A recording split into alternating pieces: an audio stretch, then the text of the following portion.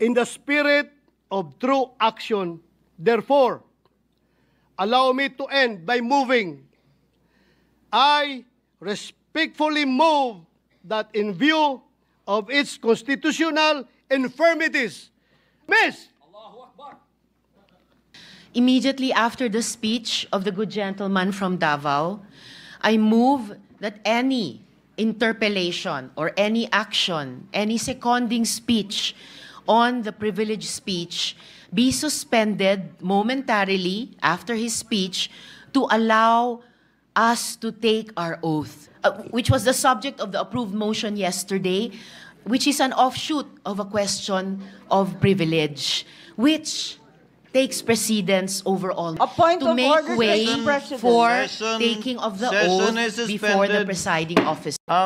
What is the point of order of Senator Marcos? Yes, thank you very much, Mr. President. And I'd just like to reiterate that I wasn't being rude, but simply recognizing the fact that the point of order takes precedence over all other motions. Also, that there is, in fact, a motion already pending on the floor, already acknowledged as well by our majority leader, which requires a vote. The deputy minority leader is proposing yet another motion on top of the pending motion. The chair that will is not allowed. The chair has not yet acted on that motion and will not yet so act on that motion.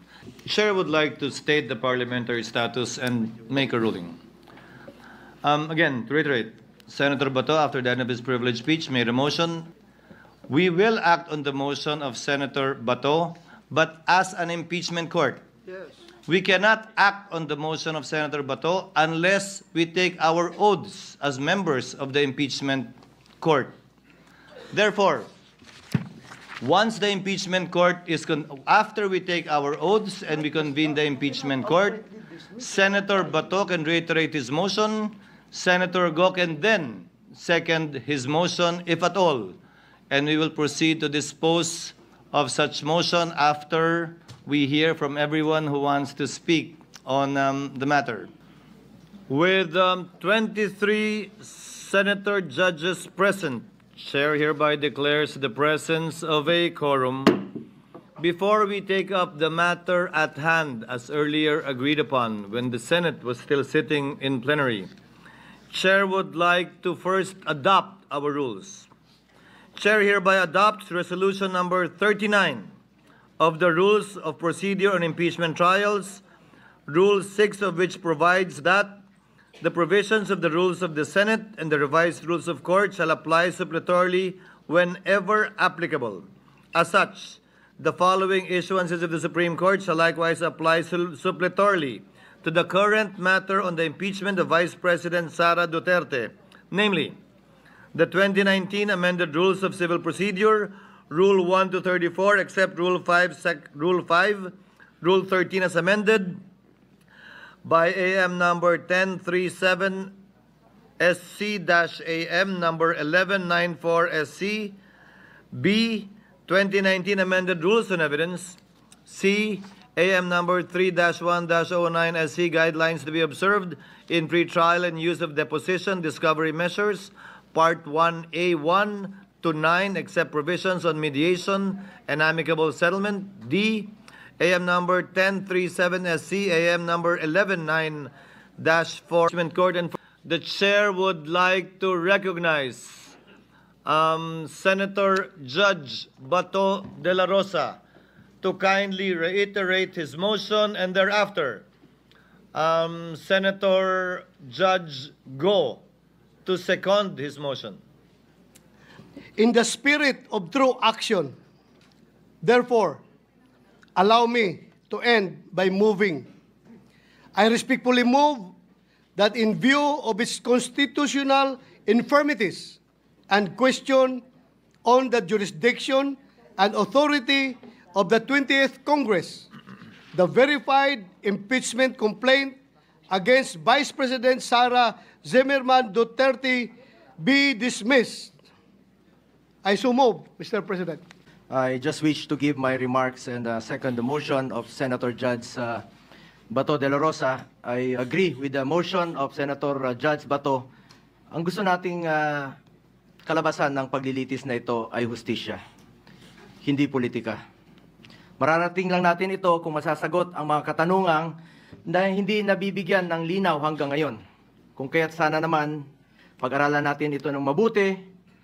Tama na hindi dapat ito patagalin, pero hindi rin dapat ito madaliin. At the very least, pag-aralan natin ito ng mabuti. Baka naman maaari natin itong ibalik o i-remand muna natin. Tama naman po ang accountability. Huwag lang pong politikahin. May tamang proseso ang impeachment. Dapat pag-aralan natin ito ng mabuti. Under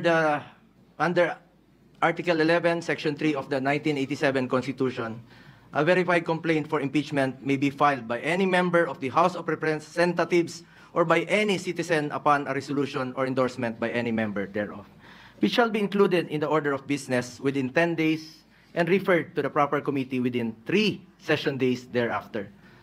On December 2, 2024, the first impeachment complaint endorsed by members of the House of Representatives was filed before the Secretary General of the lower house. Second and third impeachment complaints were filed in the succeeding days, duly endorsed by members of the House. Under Section 3 of the House Rules of Procedure in Impeachment Proceedings, a verified complaint for impeachment shall be filed with the Office of the Secretary General and immediately referred to the Speaker. Despite this rule, Mr. Presiding Officer, the 3 impeachment complaints filed were never referred to the Office of the Speaker. Instead, a 4th verified impeachment complaint signed by more than 200 congressmen, which now constitutes the articles of impeachment, was transmitted to the Senate. This brings into question the legality of such move, when the Constitution provides that no impeachment proceeding shall be initiated against the same official more than once within a period of 1 year. Para sa ordinaryong mamamayan, at lalo na sa aming mga binigyan ng tungkulin na maging senator judge sa paglilitis na ito, this opens up a lot of questions. At ang iniiwasan natin ay yung magpapasya tayo sa isang bagay na makakaapekto sa buhay ng bawat Pilipino. Makakaapekto sa trabaho natin, na makatulong sa tao. Tapos hindi naman pala dumaan sa tamang proseso. Yes, we are senator judges tasked to decide on this matter. And we took an oath to be impartial. But this matter, whether it went through the right process or not, should be first decided upon and settled with no question prior to that. We are all for accountability. In fact, maganda nga sana mapakita ng accused at ng accusers kung may ebidensya ba o wala. Pero bilang mga mababatas, dapat siguraduhin alinsunod ito sa batas at tamang proseso. Dapat hindi na circumvent ang batas, dapat nasunod ang due process at ang rules. Hindi pwedeng shortcut. Justice delayed is justice denied, and justice conducted the wrong way is no justice at all. Anong nangyari sa 3 naunang impeachment complaints? Bakit hindi ito agad na-refer sa Speaker's Office? Bakit hindi ito isinama sa order of business within 10 session days? At bakit hindi ito inirefer sa tamang komite within 3 session days after its inclusion in the order of business as mandated by our Constitution? Tila dinrable lang ito at hindi pinaandar ang shot clock. Parang hindi po ma-technical sa oras. Sa basketball nga, hindi pwedeng puro dribble lang. May shot clock po yan. At may oras na dapat mong obserbahan. Pangalawang issue na dapat bigyang linaw ay kung maaari bang tumawid ang impeachment case sa 20th Congress. This is the first time in our history that an impeachment case was filed nearing the expiration of a legislative Congress. The reality is, we do not have enough time to finish the impeachment trial this Congress. Mag-aabot na po ang 19th at 20th Congresses at magkakaroon na ng new set of senator judges by June 30. Maging tayo, hindi magkasundo kung paano bang tumawid ito sa next Congress o hindi. Mr. Presiding Officer, ilan lang po ito sa katanungan na legality na hindi pa nasasagot. Mayroon pa pong pending sa Supreme Court challenging the legality of the impeachment case. Baka masayang lang ang oras natin dito if in the end, this complaint suffers from constitutional infirmities. Let us focus on what is important for our people that we serve. Hustisya sa tamang paraan at serbisyo na makakatulong sa mga Pilipino. Yun po ang kailangan ng taong bayan. Yun ang dapat pagtuunan ng pansin. Mr. Presiding Officer, para sa akin, mas mabuting unahin natin ang tunay nating trabaho. Ang pagseserbisyo sa taong bayan, maraming nasasayang na oras sa isyong ito na hindi naman mapapakinabangan ng ordinaryong Pilipino. This issue has already been too divisive. Ilang buwan na po. Mag-focus sana tayo sa pangunahing mandato ng legislatura. Ang gumawa ng mga batas at magsulong sa mga programa na tunay na tutugon sa mga pangangailangan ng ating mga kababayan, lalong-lalo na po yung mga mahirap at walang ibang malalapitan kundi ang gobyerno. Marami pa pong mga pending bills po. Hanggang ngayon na hindi pa natin natatapos with one working day na lang po. Baka hindi pa po may papasa. At ito po'y mapapakinabangan ng mga kababayan natin. Dapat yan po ang ating unahin. As raised by some of our colleagues yesterday, that in as far as the impeachment case is concerned, based on the results of the recent midterm elections, I believe the Filipino people have decided at ang kanilang desisyon, mas gusto po nilang tutukan natin ang trabaho at serbisyo. Tama na, tigilan na natin ang pamumulitika. 3 taon na lang po, matatapos na ang termino ng Vice Presidente. Election na naman, at antayin nyo lang sana. Ang importante sa ating mga kababayan ay may pagkain sa kanilang hapagkainan. May matibay na healthcare system na kayang tumugon sa pangangailangan ng may sakit, disenteng trabaho at marangal na pagkakakitaan, dekalidad at abot kayang edukasyon, at ang katiyakan at panatag na ligtas silang makakauwi kahit sa gabi. Hindi naman nakakain itong impeachment. Sana pwede ninyong ikonsidera at the very least, bago tayo maglitis dito, siguraduhin muna natin na nasa tama na prosesong tinahak natin dito. At the very least nga, sabi ko, marahil pwedeng ibalik o i-remand muna na ito sa pinagmulan sa House of Representatives dahil marami pang ang katanungan ang legally hindi nasasagot. Mas mabuting siguraduhin natin na sumunod sa proseso ang anumang kaso na ating diringgin para hindi masayang ang ating oras. Sang-ayon po ako na hindi natin ito dapat patagalin. Kahit si Vice President Sara Duterte gusto naman harapin ang kaso, ngunit wala ring dapat may gusto na madaliin po ito. Paano kung magsimula na tayo ngayon at magdesisyon ang Supreme Court na unconstitutional ang ginawang procedure ng House of Representatives? Paano kung sabihin nila na hindi pwedeng tumawid sa 20th Congress? Ano ang magiging aksyon natin? This puts us in a possible conflict with the decision of the Supreme Court. We must be prudent about this matter. Mr. Presiding Officer, I just want to reiterate, hindi ko po tinatalikuran ang aking sinumpaang mandato. Tungkulin ko yan as Senator Judge, kahit araw-araw tayong maglitis dito, but we would also be remiss of our duty kung hindi natin siguraduhin na dumaan ito sa tamang prosesong nakasaad sa ating konstitusyon. At kilala ko po ang mga Duterte, Mr. Presiding Officer. Hindi sila tumatakas sa accountability, hindi sila tumatalikod sa hamon ng buhay, hindi sila tumatalikod sa kanilang tungkulin. Maraming beses nang sinabi ni dating Pangulong Duterte na handa nga siyang sumagot at harapin ang mga inaakusa sa kanya, pero dito po sa ating bayan, hindi sa ibang bansa. Nabanggit din po ni Vice President Sara Duterte na handa siyang harapin ang impeachment case laban sa kanya. Hindi ito issue ng pagtakas sa accountability. Ang gusto natin dito, siguraduhin na nasunod ang tamang proseso. We must respect and abide by the procedure laid out in our Constitution. Hindi pwedeng mamili lang tayo ng mga provision na ating susundin. We are all bound to the rule of law and we must follow due process. That is all, Mr. Presiding Officer. What is the pleasure of Senator Judge Pimentel? Since there is a motion, I think, Mr. President, and the motion is to dismiss the entire impeachment case. So this representation has no choice but to object to the motion. And if I can, just like the movement, if I can also now give my reasons, Mr. President. The gentleman, Before that, with the indulgence of the minority leader. what is and the Senator- pleasure of Senator Judge Cayetano? Just to clarify the motion before we debate on it, because I heard Senator Bongo second, but he also stated that okay then i-remand. because personally, I'm against the dismissal, but I would be willing to hear arguments on remanding. So I'm sorry, Senator Pimentel, I just want to know, is Senator Bongo actually proposing to amend the motion of Senator Judge Bato, and is Judge Bato amendable to that? My motion stands. I am for dismissal of the impeachment case, and I don't know if I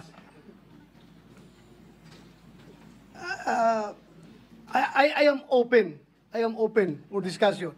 I heard the statement of Senator Alan Cayetano, but still, I have already filed the motion, Okay, Mr. so, President. Mr. President, so let me continue now. I made my objection. Kaya nga po, di ba, ang paliwanag, napakahabang diskusyon at debate ito, hindi natin kayang pagpasan. Yan ang sinabi ng karamihan. Hindi tayo pwede mag-judicial notice ng mga bagay-bagay na ito. Kaya nga po, para hindi masayang oras, pinapasumitin natin sila habang wala naman tayong pwedeng gawin at magawa. Dahil nga matatapos ang otoridad ng 19th Congress sa June 30. At hindi rin pa po trial ito dahil mag-i-issue pa lamang po tayo ng summons ngayong araw na ito, kung saan meron ng takdang panahon para sumagot ang nasasakdal at kung sakasakali magbigay pa ng reply ang prosecution bago po tayo pumasok dun sa presentasyon ng ebidensya ng magkabilang panig na siyang pinatutungkulan talaga ng trial. I think we should not belabor the point anymore. Senator Bato de la Rosa earlier made the motion, and Senator Pimentel required that it be put in writing. May we see it, sir, if it is ready? Senator Judge Cayetano, will you please read it into the records before we divide the House and put the matter to a vote? Thank you, Mr. President. Senator Cayetano, you may proceed. Mr. Presiding Officer, I move to amend the motion of Senator De La Rosa to read as follows: that the articles of impeachment be returned to the House of Representatives without dismissing, and that should be nor terminating the case until such time that one, the House of Representatives certify to the non-violation of Article 11, Section 3, Paragraph 5 of the Constitution, which provides that no impeachment proceeding shall be initiated against the same official more than once within a period of 1 year, including the circumstances of the filing of the first 3 impeachment complaints. And number 2, that the House of Representatives of the 20th Congress communicate to the Senate that it is willing and ready to pursue the impeachment complaint against the Vice President. Having been restated in compliance with our rules, the presiding officer will now proceed to divide the House. Should anyone desire to explain their vote, he or she may do so after the vote has been taken. All those in favor of the motion of Senator Cayetano, as read and as you can see in the screens before you, please raise your hands.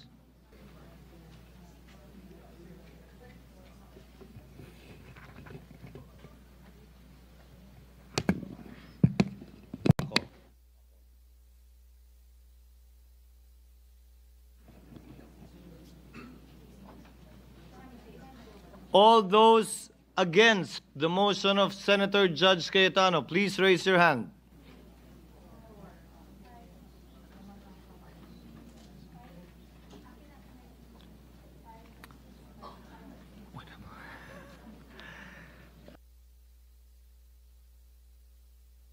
May we get the results?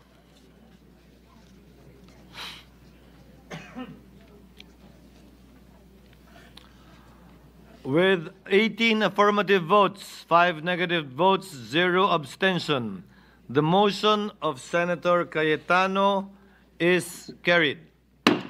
Mr. President, having previously served 2 terms in the Senate and participated in an impeachment proceeding in the past, I can confidently say that I am no longer inexperienced when it comes to handling matters related to the impeachment process. Mr. President, Mr. Presiding Officer, personally, malalim po ang hugot ko sa issue ng impeachment. Dahil minsan, ang pinagdaanan namin ito ng aming pamilya. Nang ma-impeach ang aking ama, si dating Pangulong Joseph Estrada, noong panahon ng panunungkulan niya, hindi siya nabigyan ng patas na paglilitis dahil naudlot ito bunsod ng pag-walk out ng mga miyembro ng prosecution panel sa kalagitnaan ng isinasagawang pagdinig noon ng Senado. And the rest, as they say, is history. That's why I feel strongly about following each step in the Constitution. It is a sensitive matter that I take to heart. Mr. President, Mr. Presiding Officer, I vote in favor of remanding the impeachment complaint to the House of Representatives in full adherence to the provisions laid down in our Constitution. The process clearly begins in the House, and it is only proper that we respect this mandate to ensure fairness, due process, and institutional integrity. However, the process should be strictly done in accordance with the Constitution and applicable laws or procedure. Ginoong Tagapangulo, makailang beses ko nang nasabi ito, na ang impeachment trial ay nagdudulot lamang ng pagkawatak-watak sa ating bansa. Gayunpaman, bilang halal na lingkod bayan, batid ko ang mabigat na responsibilidad na nakaakibat ng pagiging isang senador. Ang umupo bilang isang hurado sa impeachment trial at nakahanda akong tuparin ito. Sa mandatong sinumpaan ko, tungkulin ko na siguruhin na marerespeto ang tamang proseso, mapanatili ang integridad ng ating institusyon, at higit sa lahat, tiyakin na impeachment proceedings ay magiging patas. However, I am well aware that impeachment is a political process, not a judicial one. However, in a political process like impeachment, we must adhere to established procedures to ensure that actions are neither arbitrary or driven solely by political agendas. Mr. Presiding Officer, after hearing the positions articulated by some of our colleagues, I too am convinced that the matter of the impeachment complaint should be remanded to the House of Representatives. Thank you, Mr. Presiding Officer. I voted no to the motion because it clearly contains dangerous language susceptible to a lot of interpretations, Mr. President. Kita naman natin sa explanation of vote ng ating mga kasama, suspend lang palang gusto, return ang ginamit. Return na nga ang ginamit, remand ang explanation. So, ganun kadelikado po yung lingwahe na ginamit natin. Tapos yung gusto natin ma-achieve, dali lang yun, that's achievable by an advisory as I suggested earlier, Mr. President. Well, at any rate, Mr. President, we are communicating, if you will, the motion communicates with a body which is not yet in existence actually.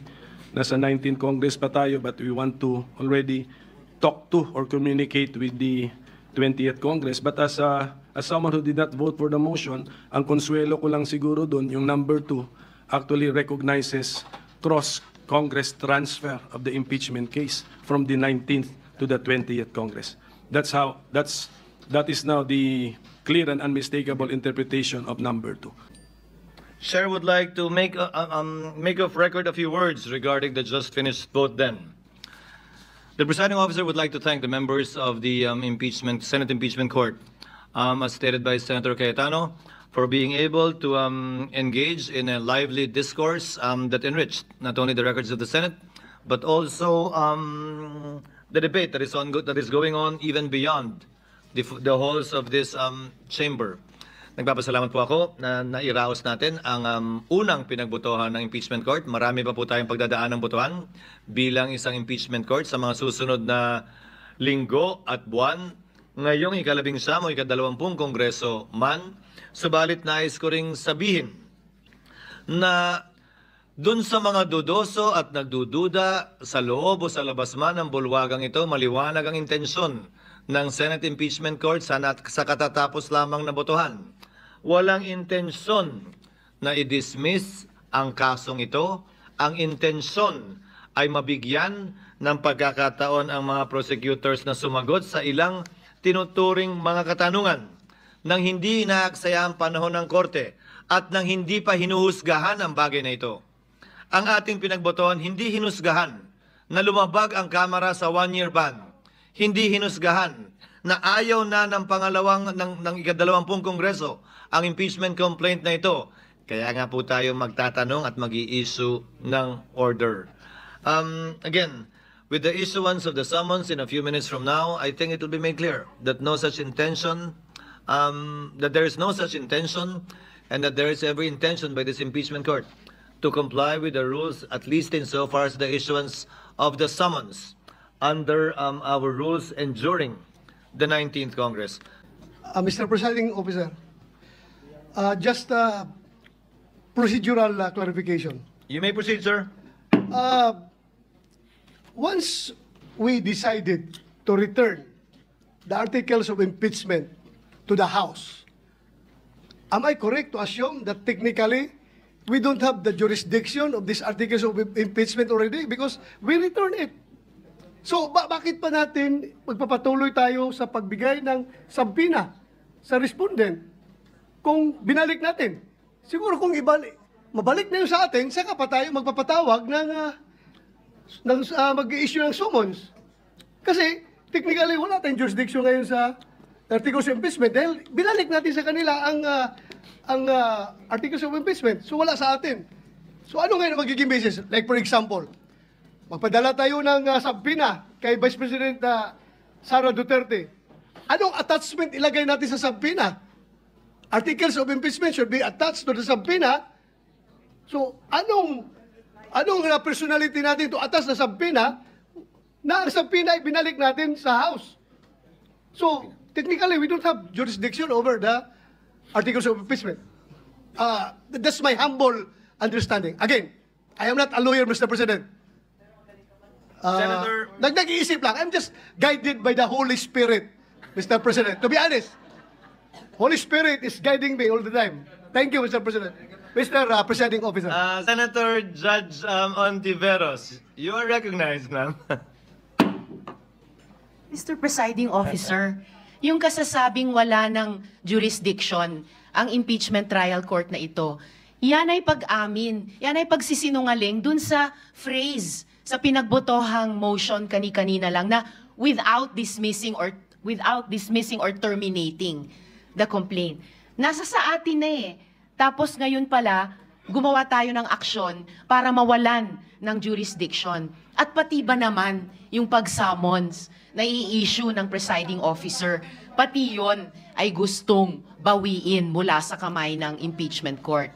So nakikita natin, Mr. President, talagang brick by brick, stone by stone, dinidismantle itong impeachment trial process at dinidismantle yung impeachment complaint. Napakalaking disservice po sa ating dapat tungkulin sa ilalim ng konstitusyon. Session is Mr. suspended. Presiding Officer. So, Senator Ontiveros, would you like to make your manifestation? Thereafter, Senator Judge Marcos. You may proceed, ma'am. Salamat po, Mr. Presiding Officer. I strenuously vote no to the motion. The wording of the approved motion introduces unnecessary ambiguity to the already politically charged proceedings. Ang return po ay pagsauli o pagbalik. Sa usapin ng judiciary, nire-remand ang kaso pabalik sa lower court for further proceedings. Kaya po, I cannot accept this kind of wording. It is dangerous and disingenuous, particularly when the rules of court have suppletory application. The same purpose could have been achieved by merely asking the House prosecutors to file a compliance and clarify certain issues. Wala pong remand o return sa konstitusyon. Ang obligasyon natin, try and decide. Isa po itong kabalintunaan, Mr. Presiding Officer. Senator Judge Marcos, you may proceed, ma'am. Yes, maraming salamat sa ating presiding officer. Sang-ayon po ako sa motion ni na Senator Judge De La Rosa at Senator Judge Cayetano, basta't maliwanag na ititigil ang proseso hanggat di natutupad ang dalawang kondisyon na sinaad ng ating amendment. Ang sabi, accountability? Accountability ba talaga? May dalawang SKL ako dyan. Una, SKL, share ko lang. Share ko lang na si VP Inday Sara ay sinampahan ng kaso sa Komisyon ng Audit, ang COA, sinampahan ng kaso sa Supreme Court, sinampahan ng kaso sa iba't iba pang korte, sinampahan ng kaso ng Department of Justice, pati na rin ng PNP, at sinampahan ng kaso ng disbarment. At kanina lamang, may panibagong isasampang 612 million na namang confidential fund ng OVP at ng Department of Education. Walang tigil na kaso. Kung accountability ang tunay na gusto ng mga birit ng birit, bakit hindi paghusayan ng mga kaso para panagutin si VP Inday sa mga yan? May multa yan, may kulong, if ever mapatunayan. Aba, damang-dama ang accountability kapag ganyan. Itong impeachment na inipit, inupuan, nilimliman, minadali, ibinalibag sa Senado sa dulo ng sesyon. Ito ay ang pinakamaliit na iskinita ng accountability na yan. Itong ipinipilit na impeachment, aminin man nila o hindi, ay para lamang manira ng imahe ng isang publiko at walang uuwian, kundi pag-disqualify kay VP Inday Sara para sa eleksyon ng 2028. Yun lamang ito. Pinahihirapan pa natin ang ating mga sarili. Alam naman nating lahat, tayo at ang sambayanan, hindi accountability ito. Tungkol ito sa pagpigil kay VP Inday Sara para sa 2028. Huwag na tayo mag-production number. Yan ang gustong puntiryahin. Kaya ang pangalawa kong SKL, ikalawa SKL, saan ka lulugar? Kapag umuo ka sa pagpatuloy ng impeachment, magpadala ka sa mga ambisyoso ng 2028. Kapag pinadismiss o pinaremand mo naman, sasabihan kang pinoprotektahan mo si Inday. SKL, saan ka lulugar? Ako sa tama. Magpakatotoo tayo, mga kapatid na hukom at senador. Malayo pa ang 2028. Maraming gutom at naghihintay ng serbisyo mula sa Senado. Hindi tanga ang Pilipino. Alam natin ang motibo at tunay na pakay ng mga lulong sa ambisyon at kapangyarihan. Maraming salamat po. The hearing of the impeachment court on the impeachment complaint against Vice President Sara Zimmerman Duterte is hereby adjourned to a date to be set by the presiding officer. Any objection? Hearing none. Hearing is hereby adjourned.